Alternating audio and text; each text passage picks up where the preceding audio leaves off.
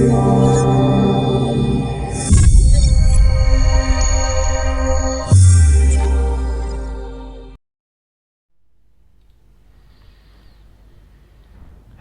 ladies and gentlemen, and welcome back to Down to Earth Astronomy.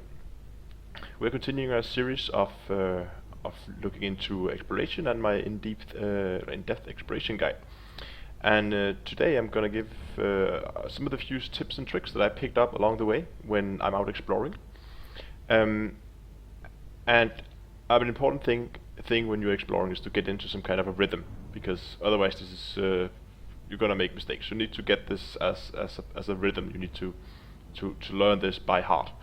And this is how I do it. And I'll go ahead and show you real quick, and then we'll discuss what it is I'm doing. So we're gonna start, of course, when we're jumping into to a new system. And initially, as soon as I land, I will instead of trying to avoid the star, I will actually try to align myself with the center mass of the star, and go close enough to the star that I will actually begin to fuel scoop, simply because that will add a little bit of fuel while I'm sitting there.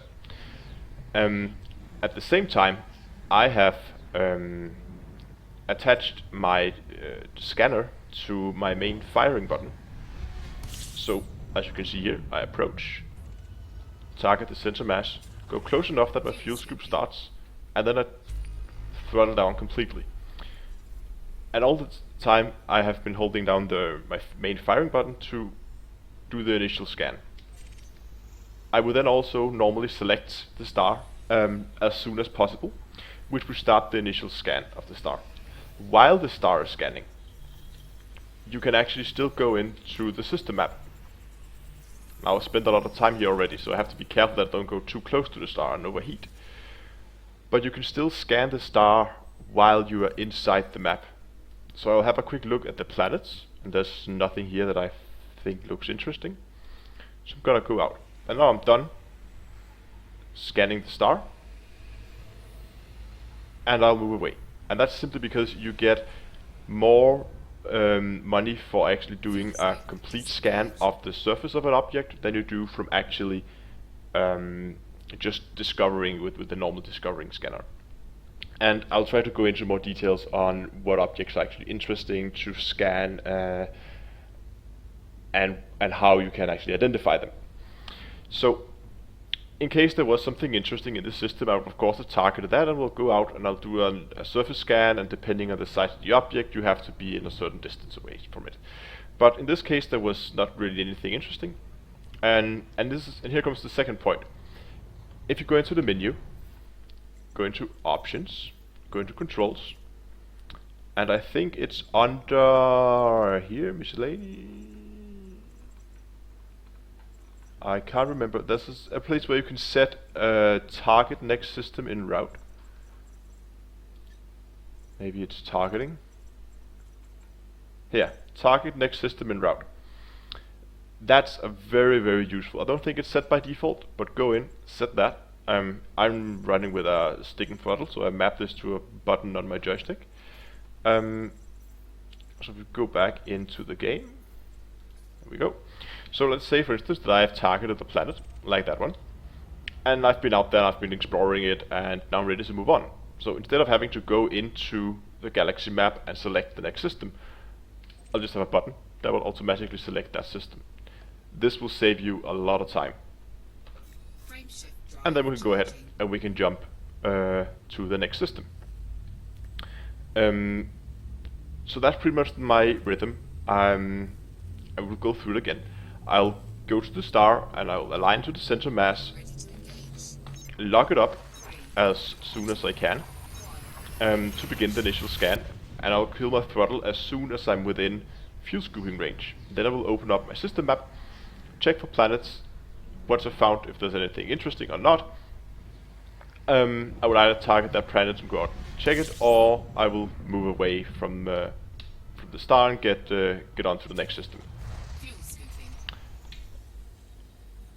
System map, there we go.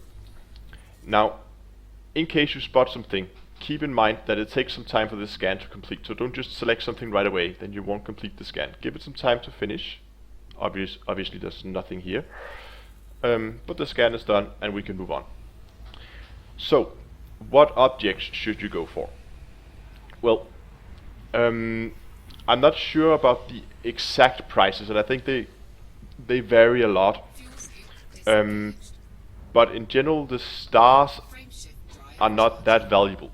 But I still normally scan each star that I get to, simply because, I mean, I think it's something like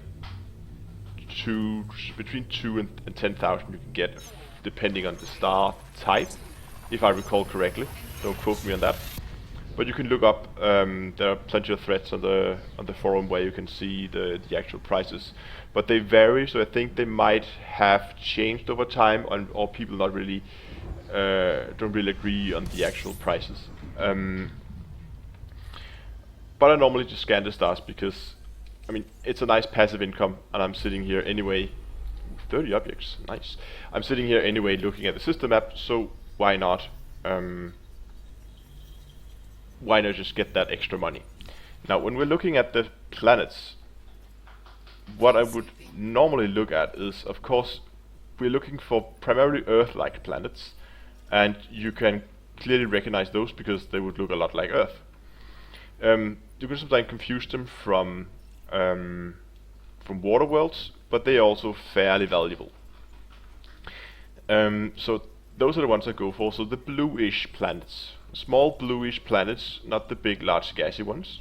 Oh, I need to get out of here before I go too close. There we go. And I'll open up the map again. But also, some of the gas planets can actually be fairly interesting, because many of the gas planets will actually have water-based life on them.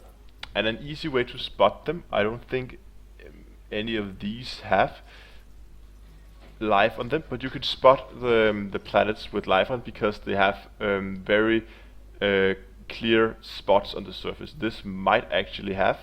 We can go out and try and scan it, see if we're lucky. This is a bit of a fly, 3,000 light years, but you should get used to this. I mean, you will have to spend the time that it takes to go out to these planets, even though they are a couple of thousand light seconds out. But let's go ahead and let's go out to the planet and see if there's any life on this one. Okay, so another quick note here. I was on my way out to the planet, and then I encountered one of these small unidentified signal sources, and you will actually encounter them quite often. But you need to be careful and look around, and because you can easily miss them. And the important thing here is look at the threat level. That it should be 0. Don't go in if the threat level is higher than 0. That means there will be ships in there. I haven't encountered anything that's where there's been ships outside known space, but when you're in known space, you can encounter stuff with ship inside them, and they will often shoot at you. But out here, in the vast and nothingness far from populated space, you can also find these emission sources. And they will often contains wrecked ships and some salvage that you can pick up. And this salvage can be quite valuable. So now we shouldn't go too fast. Come on. And there we go. We're in a debris field, and we can see there's an object in front of us. Small survey data cache. Nice, let's pick that up.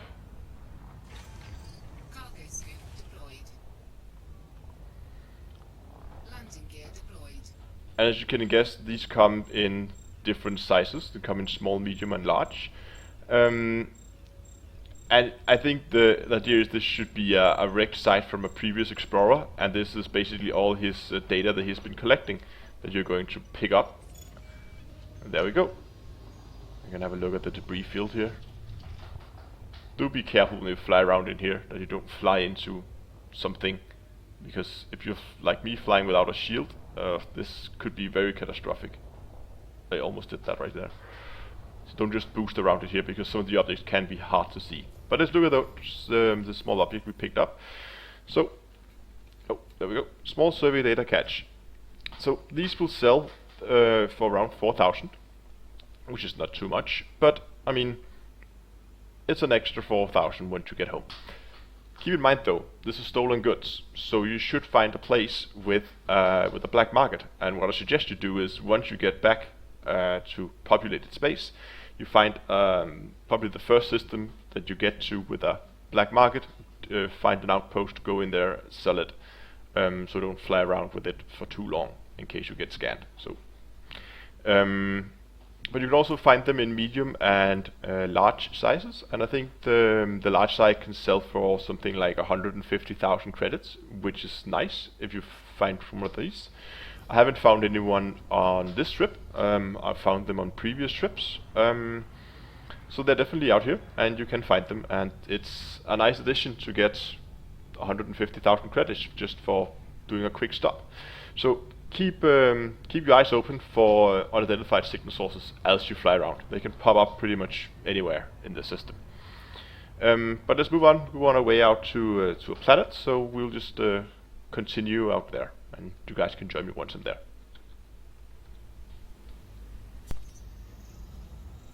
Okay, so we're slowly approaching the planet, and we can see we're now in range, so we can actually begin to scan it.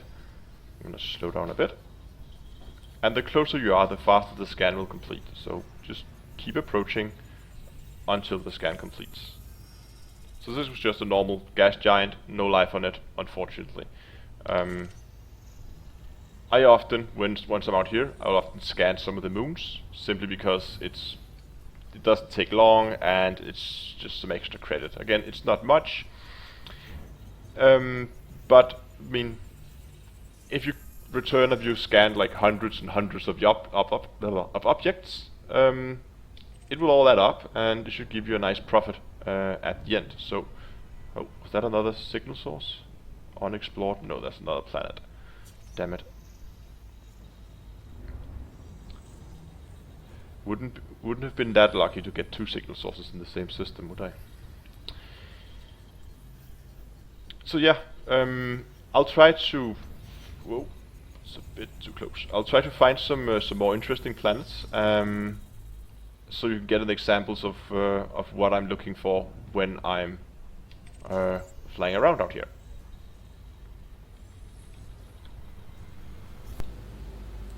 Let's look at some of the planets. I found a system here, and I could go ahead and open the system map. Open system map. System map. We should be able to see in this system we have 3 planets, and these are all gas planets, and as you can see here, gas giant with water-based life, and we have one here with water-based again, and ammonia-based life. I haven't scanned the last one, I haven't scanned the moons yet, but what I normally look for when I look at gas giants is those very clear spots on the surface. I often find that when there are these spots on the surface, that's where you will be finding life, and the one without the spots are often the ones that do not contain life. And since I do believe you get a small bonus, okay, get a significant bonus for finding planets with life on, it's a good idea to go for those planets. Again, if they're not too far away, don't go for them if they're like 100,000 light seconds away. But again, that depends on how thorough you want to be and how many planets you actually want to go to. But yeah, let's move on. Open system map. System map.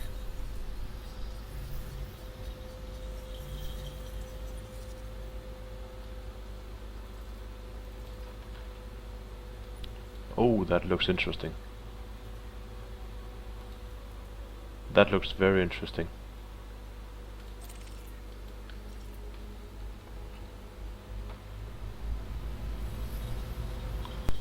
Come on, come on, come on, come on.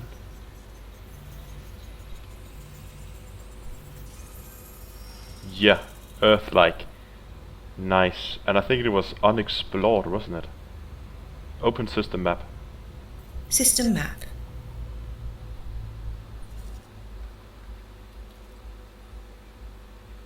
Yeah.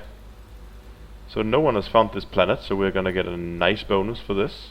Gonna get, I think it's 50% we gain on top, and yeah, again, Earth-like are really one of the most valuable planets that you can find in the game. Is there anything else? There's some metal rich. I'll expect this to be a high metal content planet. Have a look at this one as well properly. But first we're gonna get a closer look at this.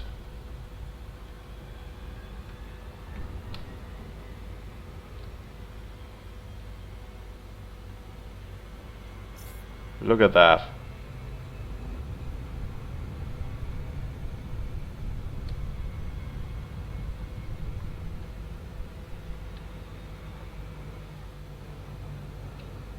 Try to go on the dark side of the planet, just to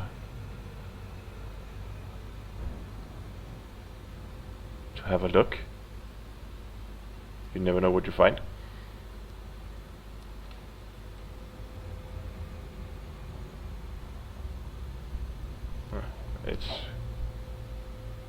It's completely dark.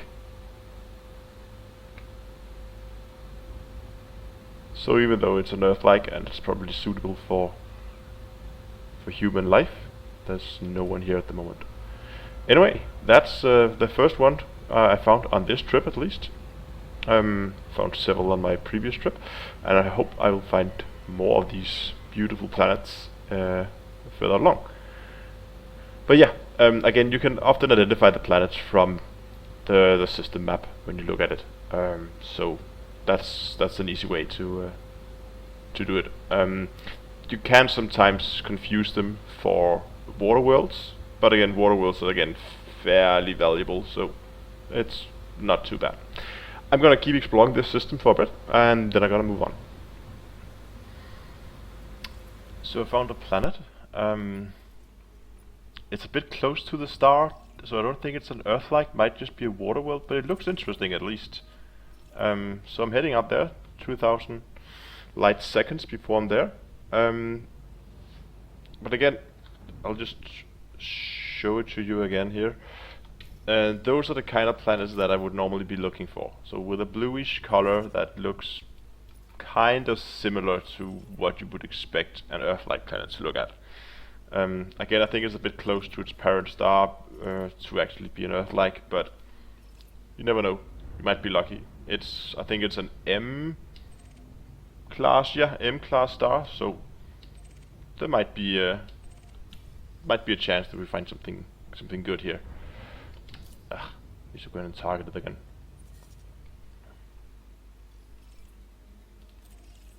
There we go. But yeah, you guys can join me once I have completed the scan. And scan is complete, and I was correct, water world. But again, water worlds are fairly valuable. And if we again go in, nope, not there. Go into the system map, we can see that this planet is unexplored. So no one, there would normally be a name saying who would be the first explorer. There's not. So this means no one has actually returned to populated space with data about this planet. That means you will get an additional 50% on top of the normal value of the planet. So this is actually pretty decent. And you will be credited with being the first explorer of the planet, and your name will actually be written on the small infograph on the planet, which is nice to put your mark on the galaxy. But yeah, I think that this is going to conclude my exploration tutorials. If you haven't watched the 2 previous tutorials where I talk about fittings and how to select a destination, I suggest you go ahead and watch those. If you like the video, give it a like down below. If you dislike it, give it a dislike down below. Consider subscribing to the channel. This has been Down to Earth Astronomy, and until next time, have a good one.